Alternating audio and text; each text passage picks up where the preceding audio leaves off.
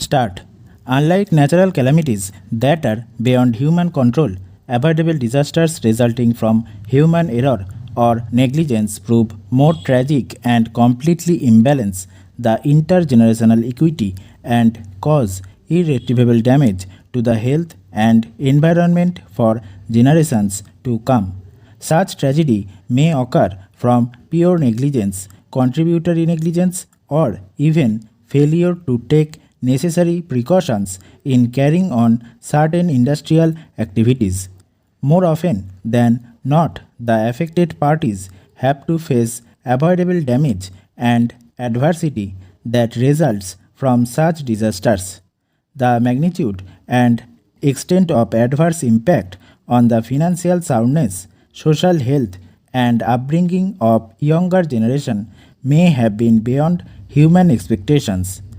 In such situations and where the laws are silent or are inadequate, the courts have unexceptionally stepped in to bridge the gaps to provide for appropriate directions and guidelines to ensure that fundamentals of Article 21 of the Constitution of India are not violated.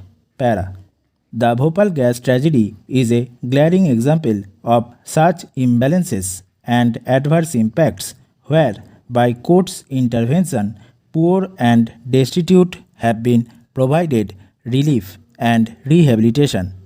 The Bhopal gas leak disaster occurred on the intervening night of the 2nd December 1984. Data reflecting the exact number of affected persons was not available initially. Earlier, it was felt that only a small number of persons were adversely affected in terms of health or otherwise by the leakage of toxic gases from the Union Carbide unit at Bhopal. However, the Scientific Commission for Continuing Studies on Effects of Bhopal Gas Leakage on Life Systems released a report titled within single quote, "The Bhopal Gas Disaster: Effects on Life Systems," in July 1987, which suggested otherwise. This report stated that for the estimated population of 2 lakh exposed to the toxic gases in the severely and moderately affected areas of Bhopal and the variety of long-term problems anticipated in the crisis period, the number of exposures covered so far by the Indian Council for Medical Research through the medical surveys constitute less than 20% of the population. With the passage of time, this figure of the affected population has swollen to nearly 5 lakh. By the same scientific commission, it was also found that in general the output of the medical project so far had not equaled the magnitude of the tasks assigned to them, presumably due to lack of resources, trained staff, as well as physical inputs. This has to be remedied in the shortest time so that project is completed fully. Para. It is urged by him that the High Court has fallen into error by opining that there was no justification to exercise jurisdiction under Article 226 of the Constitution of India, whereas the facts stated warranted deletion of such an observation by the DRAT, as a tribunal has no jurisdiction to grant such liberty, and especially when a settlement between the borrower and auction purchaser had been arrived at. Land Council would submit that the DRAT had really not addressed to any issue, and after recording a settlement in a most brief manner, recorded the observations which really deserved to be quashed by the High Court.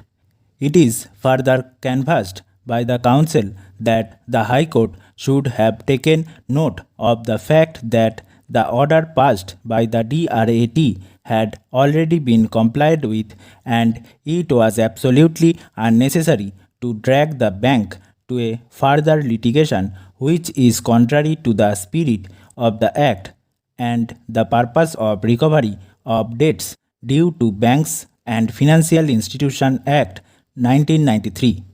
It is also contended that the DRAT failed to take note of the prayer made by the appellant therein, and for no important reason the matter was kept pending for more than 4.5 years. Para.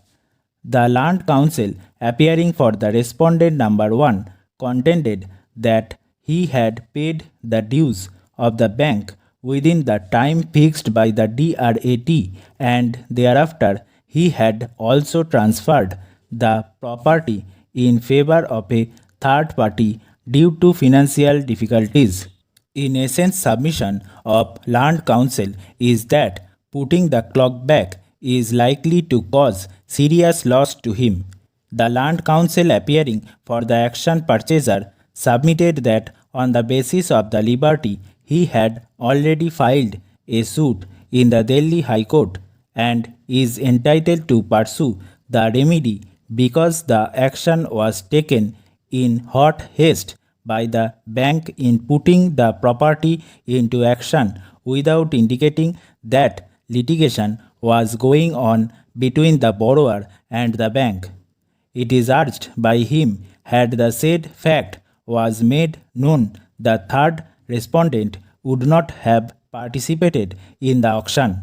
It is argued by him that his claim for damages cannot be nullified by the decision of the High Court. Stop.